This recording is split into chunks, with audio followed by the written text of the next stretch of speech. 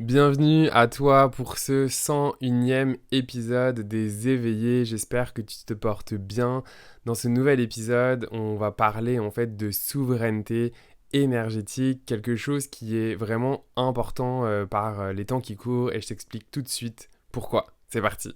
Tu écoutes le podcast Les Éveillés. Je suis Florian Noutsos, coach énergétique et maître enseignant en Reiki. Et c'est moi qui ai vraiment l'honneur d'animer ce podcast où tous les mardis, je te partage des outils pratiques ou encore des échanges avec de merveilleux invités pour explorer, cheminer dans ta spiritualité afin de vivre en harmonie avec toi-même et tout ce qui t'entoure.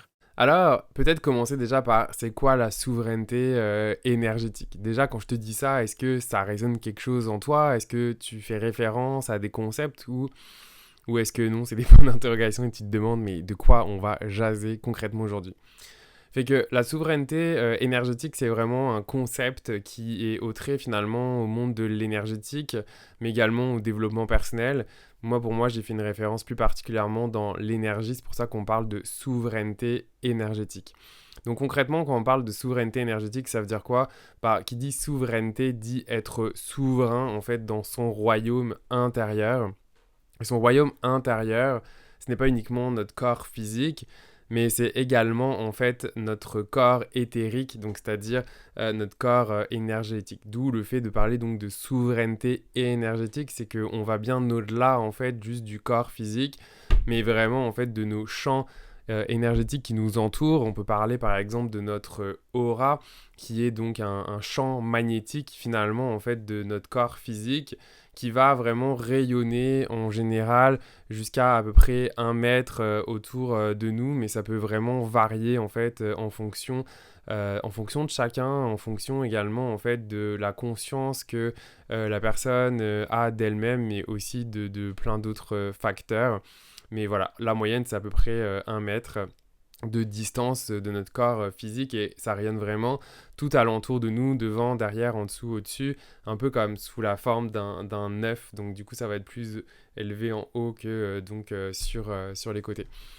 Voilà, donc quand on parle donc de souveraineté énergétique, c'est finalement cette capacité aussi à être autonome dans sa prise en charge de son bien-être et de son bien-être vraiment d'une manière holistique.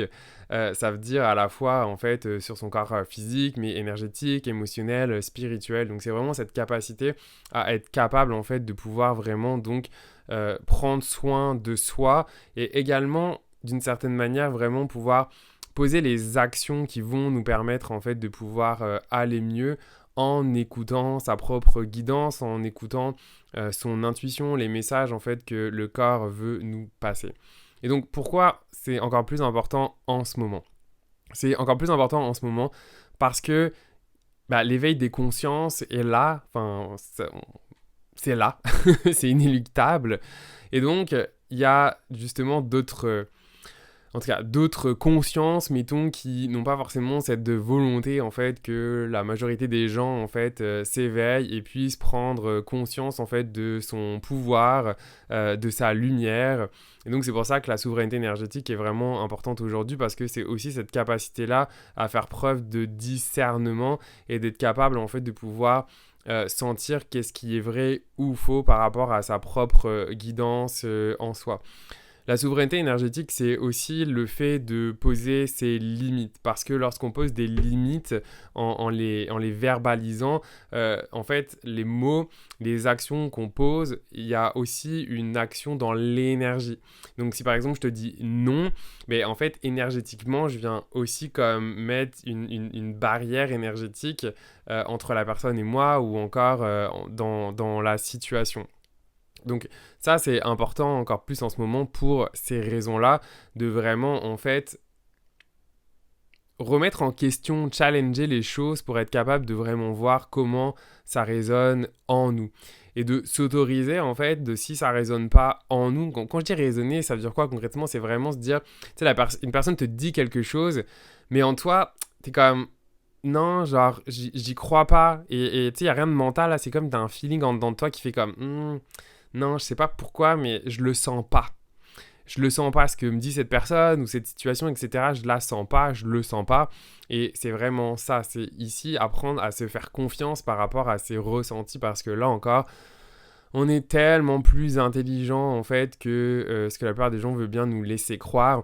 On sait exactement en fait ce qui est bon pour nous, on sait exactement en fait ce qui est vrai ou pas, mais encore faut-il en fait se faire confiance, encore faut-il se connecter à son corps pour être capable de capter, recevoir ces informations-là. Je parlais aussi de prendre ses responsabilités et poser ses limites. La souveraineté énergétique qui dit être souverain, donc un souverain, c'est quelqu'un qui est responsable. Si on prend un souverain au temps de la royauté, un souverain c'était un roi, puis un roi il était comme responsable en fait du peuple. Ici, quand on parle de souveraineté énergétique, en fait c'est on vient prendre le concept en fait que on est notre propre divin en nous et donc on est notre propre souverain en nous. Donc ça veut dire qu'on est responsable en fait donc de nous-mêmes et de nous-mêmes de manière 360 degrés, c'est-à-dire dans toutes nos actions, c'est-à-dire à la fois au niveau mental, au niveau physique, au niveau émotionnel et au niveau spirituel. Et donc être souverain, ça peut faire peur. La plupart des gens en fait fuient leur souveraineté. Parce que, si je me reconnais comme étant souverain, ça veut dire que, je peux pas être souverain sans les responsabilités qui vont avec, là. Fait que, si je suis souverain, ça prend d'accepter les responsabilités. Ok ? Au même titre que la plupart des gens ont peur de leur propre lumière, ont peur de leur propre puissance, parce que à partir du moment où je suis lumière, à partir du moment où je suis amour, à partir du moment où je suis conscient, à partir du moment où je prends connaissance de ma puissance, là aussi il y a des responsabilités. Je peux plus me cacher. Je peux plus me cacher derrière des choses que je ne sais pas, ou je peux pas me cacher derrière plein d'autres affaires, parce que je le sais. Et donc, ici, c'est vraiment important en fait de prendre action, puis de se poser la question, est-ce que tu veux être souverain vraiment de ton royaume, ou est-ce que tu veux te laisser dicter les choses de l'extérieur? Est-ce que tu fais tout le temps en réaction de l'extérieur parce que ça t'arrange et que ça te permet justement de pas trop avoir de responsabilité? Et puis si c'est ça, il n'y a pas de jugement là, mais encore une fois, je pense que le plus important c'est d'être conscient envers soi-même et en tout cas, je pense être honnête puis se dire les vraies affaires. Puis c'est correct là. Comment tu le sais? Par contre, si ça résonne en toi et que tu te dis, non, moi je veux vraiment prendre ma souveraineté, je veux vraiment prendre ma responsabilité, eh bien, c'est là où, justement, c'est important, donc, de te faire confiance. C'est important, en fait, de prendre conscience de toutes les capacités que tu as en toi et de pouvoir, justement, dire non à certaines situations. La plupart du temps, d'ailleurs, on se rend compte, en fait, qu'il y a des situations qu'on subit et en fait, on les subit sans même se rendre compte en fait qu'on a un pouvoir d'action dans la situation. C'est-à-dire qu'il y a toujours un moment dans un déroulé d'une situation ou d'un événement où en fait on est capable de dire non, de poser sa limite, de s'arrêter. Sauf que parfois on n'a même pas conscience en fait de qu'est-ce qui est en train de se jouer et en fait c'est comme si on voyait le stimuli qui avait généré l'événement, la situation et puis paf la conséquence. Puis tu sais, entre les deux, des fois on se rend même pas compte en fait qu'il y a quelque chose qui s'est passé et qu'on est capable de pouvoir venir jouer sur ce qui vient de se passer pour un moment dire non. Moi, ça me refait penser à une situation dont je parlais dans, je pense que c'était l'épisode 97, ouais, l'épisode 97, discernement et fausse lumière, dans lequel justement, en fait, j'expliquais ce truc où, en fait, à un moment donné, j'étais en échange avec une thérapeute, puis que, histoire longue mais courte, puis qui me disait, non mais là, tu me dis que tes guides, c'est une entité, puis machin, et en fait, j'étais comme... non, tu sais, ma guidance à moi, c'est même pas ma guidance, c'est juste mon corps à moi, ça ne fitait pas, ça ne résonnait pas. Et en fait, dans cette situation-là, j'ai pris d'un coup conscience, en fait, que je pouvais dire non à ça. En fait, que je pouvais dire à cette personne, tu sais, merci, mais en fait, ça résonne pas. Et donc ici, c'est ça la souveraineté énergétique, c'est que concrètement dans cette situation-là, j'ai pris ma responsabilité et je dis merci, je lui en veux pas, puis limite merci à cette personne parce que ça m'a permis justement d'apprendre et de me rendre compte de plein de choses par rapport à mon pouvoir à moi et donc d'être capable en fait de me prendre en charge et de prendre soin de moi tout seul. D'ailleurs, c'est comme ça que je me suis rendu compte aussi, et ça fait partie de ça aussi, la souveraineté énergétique, c'est d'être capable aussi, en fait, d'apprendre à prendre soin, en fait, de justement son énergie. Et donc là, son énergie au sens vraiment énergétique du terme, que ce soit aussi émotionnellement, enfin, etc. Et donc de justement, en fait, faire les bonnes choses pour moi-même. Donc, ça veut dire quoi? Ça veut dire que, par exemple, ben, tu peux te protéger énergétiquement tout seul. Tu peux par exemple aller prendre un bain de sel d'Epsom, tu peux te faire toi-même un soin énergétique, par exemple en imaginant une douche justement de lumière violette qui va venir nettoyer tes corps. Tu peux faire appel par exemple à l'archange Michael pour lui demander de venir nettoyer en fait tes corps énergétiques. Tu peux demander à l'archange Gabriel aussi de venir purifier ton canal de lumière. Fait que en fait de nous-mêmes, on est capable en fait de pouvoir vraiment se prendre en charge et s'aider. On peut aller demander des conseils, mais le but ici, c'est de ne pas être dépendant de quelqu'un. Pourquoi? Parce que lorsqu'on est dépendant de quelqu'un, eh bien en fait, on n'est plus dans sa souveraineté énergétique. Quand je dis être dépendant de quelqu'un, on peut bien évidemment aller demander de l'aide, prendre, je sais pas moi, aller voir un coach, un médium, un ami, enfin, c'est demander de l'aide. Il y a une différence entre demander de l'aide et d'être dépendant des solutions que la personne nous donne. Ok? Dans le cas que je donnais dans mon exemple, ben, cette personne-là, cette thérapeute, l'exemple qu'elle me donnait, c'est qu'en gros, il aurait fallu que je paye un soin pour aller la voir et qu'elle m'aide ou que je la paye pour qu'elle m'aide à. Et en fait, c'est pas qu'elle allait me. Enfin, moi, c'est ça qui me gênait ici, c'est que en fait, on peut apprendre à le faire par soi-même. Et là où je veux en venir, c'est qu'on n'a pas forcément besoin d'avoir dépensé 350 $ ou 350 € pour justement le faire. Il y a des choses qui peuvent être très simples pour nous permettre donc de prendre notre souveraineté énergétique. Donc voilà, ça c'est vraiment sur la partie déjà par exemple protection. On peut se protéger nous-mêmes par rapport à ça. Pareil, dans la souveraineté énergétique, ce qui est hyper important, c'est d'être ancré. Donc ça, si tu es dans le domaine de la spiritualité ou même peut-être du développement personnel, c'est quelque chose dont on parle beaucoup. En tout cas, dans la partie purement énergétique, tu es tout le monde du soin énergétique et de tout ce où on tape dans l'énergie, de venir canaliser des affaires, etc. L'ancrage est vraiment primordial. Donc ça aussi, c'est quelque chose qui fait partie de sa souveraineté, c'est s'assurer en fait d'être ancré au quotidien. Par exemple, moi j'ai vraiment une routine énergétique tous les jours, le matin et le soir. Donc le matin, je vais me lever, je vais me poser, je vais méditer, je vais faire mes mantras, je vais demander à mes anges et à mes guides justement de nettoyer mon champ énergétique, je vais demander la protection de mes guides, je vais parler aux gardiens du seuil de chez moi pour protéger. Voilà, j'ai comme plein de rituels comme ça et pareil, quand je vais me coucher, je vais aussi faire la même chose. Et ça, c'est mes rituels, en fait, de soins, justement, énergétiques. Et pour être, justement, donc, dans sa souveraineté énergétique. Et ça demande vraiment... En fait, c'est une discipline. C'est une même discipline au même titre que, par exemple, je sais pas, moi, tu vas faire ton sport, tu vas faire attention à ton alimentation, tu vas filtrer ton eau... Tu vas, enfin voilà, plein de choses de ce type-là. Tu vas faire attention à tes produits qui soient organiques ou biologiques, etc. Ben, en fait, ça prend aussi de prendre soin en fait, donc, de son énergie. La plupart du temps, on le fait pas parce que en fait, on n'a pas conscience, c'est quelque chose d'invisible, c'est pas une crème qu'on se met dans notre champ énergétique.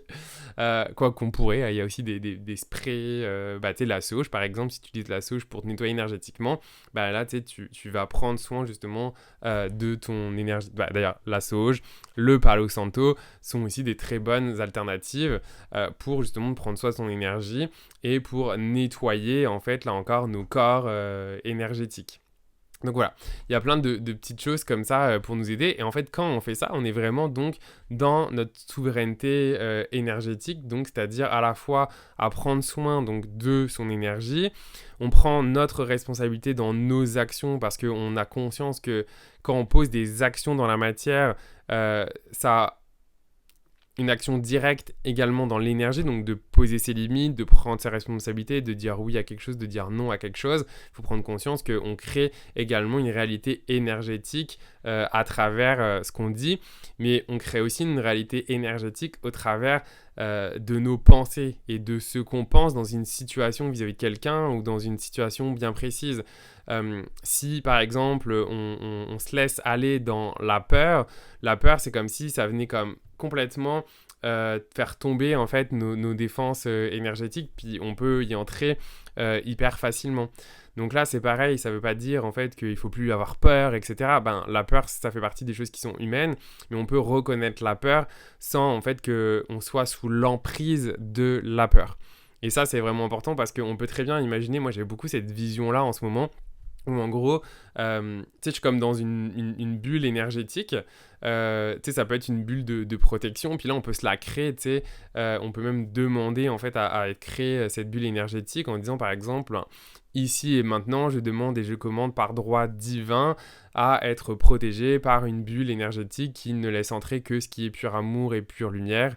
Tout ce qui vibre moins est automatiquement transmuté en amour, par exemple. Donc, on peut vraiment avoir cette bulle-là ou juste l'imaginer. Enfin, là encore, suite à ton propre discernement, ta propre guidance à toi.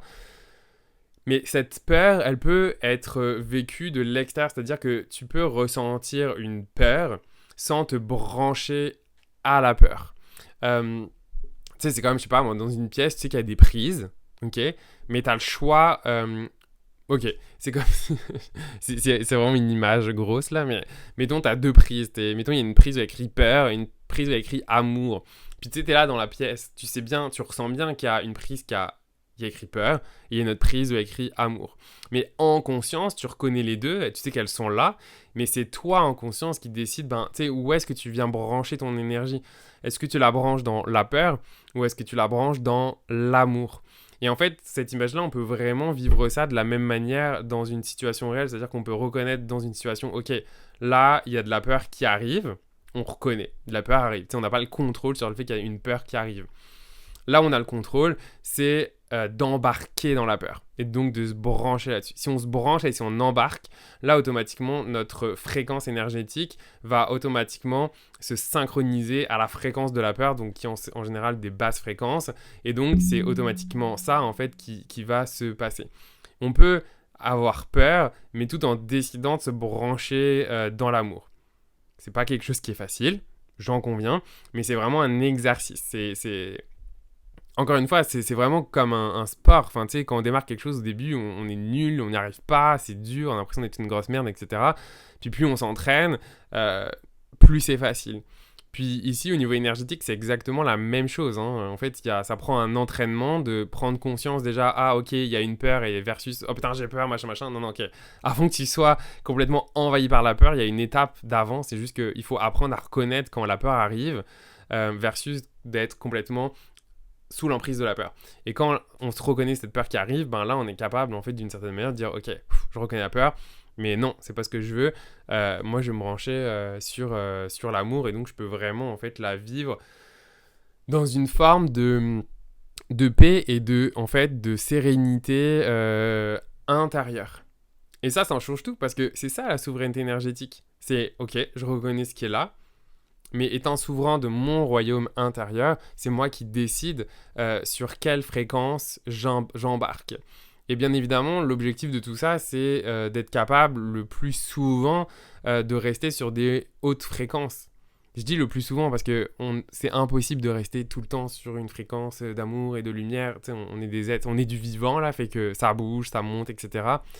Mais c'est de prendre conscience justement, ok, quand est-ce que je suis dans des hautes fréquences, puis qu'est-ce que ça goûte d'être sur des hautes fréquences, versus qu'est-ce que ça représente d'être en basse fréquence et qu'est-ce que ça goûte. Parce que en fait, ça me permet justement de me rendre compte, ok, là je suis en haute fréquence, je suis en basse fréquence.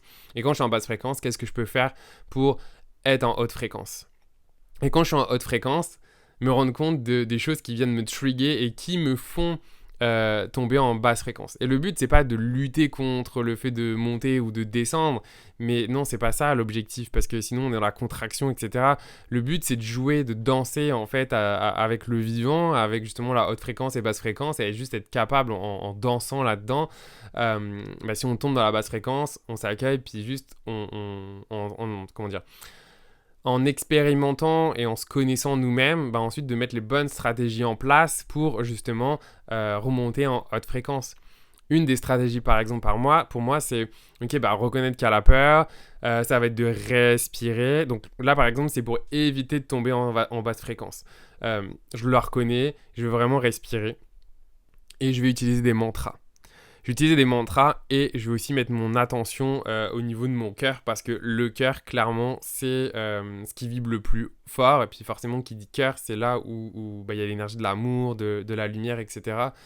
Donc en mettant mon attention ici, en respirant et en se disant des mantras, par exemple, moi je dis je suis amour et lumière, je suis amour et lumière, je suis en sécurité, je suis protégé. Tu peux aussi demander de l'aide, ça m'arrive aussi des fois de demander de l'aide de l'archange Michael justement pour me protéger, pour couper de son épée de lumière tous les liens toxiques, etc. Ou tout simplement aussi pour m'aider à faire partir une entité ou autre chose.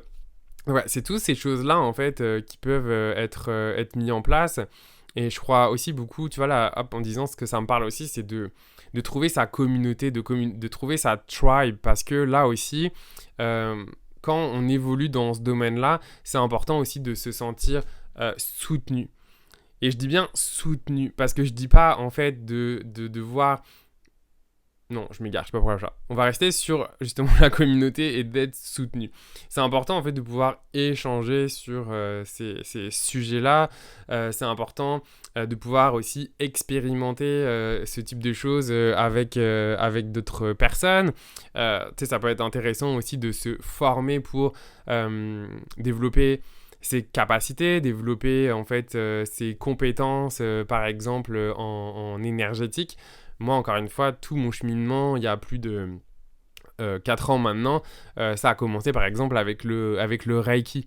Donc le Reiki, c'est quelque chose par exemple qui est assez simple, on peut en faire l'expérience assez rapidement. Et donc déjà, ça peut être quelque chose en fait qui te permet de pouvoir, aller plus en détail sur ces notions énergétiques, de mieux comprendre en fait les notions, les connaissances et du coup d'en faire l'expérience. Fait que peut-être que c'est quelque chose que tu connais déjà, peut-être que c'est quelque chose que tu connais pas mais que tu serais intéressé à découvrir. En tout cas, par exemple, si ça résonne en toi, sache que moi je suis maître enseignant Reiki aussi, puis que dans mon académie, il y a des formations justement au Reiki. Si ça t'intéresse, tu peux regarder dans la description, il y a des formations en ligne et en fait ça aide vachement bien à comprendre justement c'est quoi le Reiki, c'est quoi l'énergie avec les chakras, etc. Et justement dans la souveraineté énergétique, par exemple le niveau 1 de Reiki, ça permet de pouvoir prendre soin en fait de pouvoir se faire des auto-soins énergétiques. Donc moi c'est ça que j'avais beaucoup aimé, c'est justement, et c'est pour ça que j'aime l'enseigner aussi, c'est que ça aide et ça soutient la souveraineté énergétique pour que vous puissiez en fait prendre soin de vous-même, que moi je puisse prendre aussi soin de moi-même. Et ça encore une fois, ça change tout quand on est capable de pouvoir vraiment prendre soin de soi avec nous-mêmes. Ça veut pas dire qu'on n'ira jamais demander de l'aide s'il y a besoin à un moment donné, parce qu'il y a quelque chose de particulier qui se passe dans nos vies, d'aller voir un thérapeute, un coach, etc. Non, pas du tout. Mais de manière générale, je sais que je prends ma souveraineté, je prends ma responsabilité, et c'est vraiment ça aussi qui est important. Je peux aussi, pourquoi pas... écouter, je sais pas moi, une hypnose, par exemple, il y en a plein sur YouTube, il y en a aussi sur ma chaîne YouTube, parce que je suis aussi hypnothérapeute, fait que, tu sais, il y a vraiment plein de choses aujourd'hui, c'est l'avantage qu'on a dans la société dans laquelle on vit, c'est qu'il y a vraiment plein de ressources qui sont disponibles aujourd'hui. Donc c'est ça. En gros, la souveraineté énergétique, c'est essentiellement finalement l'art de vraiment prendre le contrôle de son propre finalement bien-être énergétique, de reconnaître les influences extérieures justement qui viennent en fait nous changer notre intérieur et donc de pouvoir prendre les mesures finalement nécessaires pour rester aligné et équilibré. Donc voilà, et forcément c'est encore plus important par exemple pour des personnes qui sont hypersensible, empathe, ça voilà, justement si t'es comme ça, moi clairement je le suis, bah ça m'a énormément aidé parce qu'on va être beaucoup plus affecté et donc on va être beaucoup plus susceptible finalement de prendre ou d'absorber les énergies des autres. Donc c'est encore plus important lorsque on est hypersensible et empathe de vraiment en fait développer ces compétences-là de souveraineté énergétique pour vraiment en fait être capable de prendre soin de soi et d'éviter en fait d'être toujours en réaction par rapport à ce qui se passe dans le monde extérieur. Voilà, c'est tout ce que je voulais te partager dans cet épisode sur la souveraineté énergétique. J'espère que cet épisode t'a aidé, ouvert les chakras. J'ai essayé aussi de te donner des outils pour que tu puisses de ton côté expérimenter. Fait que si ça résonne en toi, n'hésite pas à me dire en commentaire qu'est-ce que tu retiens de cet épisode, quels sont les outils que tu vas vouloir essayer. Et pareil, si tu as des questions justement sur des questions ou même des remarques sur tout ce que je viens de dire, n'hésite pas sur YouTube à mettre justement un commentaire en dessous, un pouce en l'air si tu as aimé cet épisode ou même pense à t'abonner justement à la chaîne. Puis si tu m'écoutes sur ta plateforme d'écoute préférée, eh bien pareil, n'hésite pas, tu peux m'écrire sur Instagram, coach Florian Noutsos. Je lis à chaque fois tous les messages que vous m'envoyez quand vous écoutez les podcasts. Vous pouvez même me taguer justement si vous partagez cet épisode et je vous repartagerai aussi avec beaucoup de plaisir. Voilà, alors un gros merci pour ton écoute, pour ta fidélité et je te dis à très vite, à mardi prochain dans le fond pour un nouvel épisode des éveillés. À bientôt!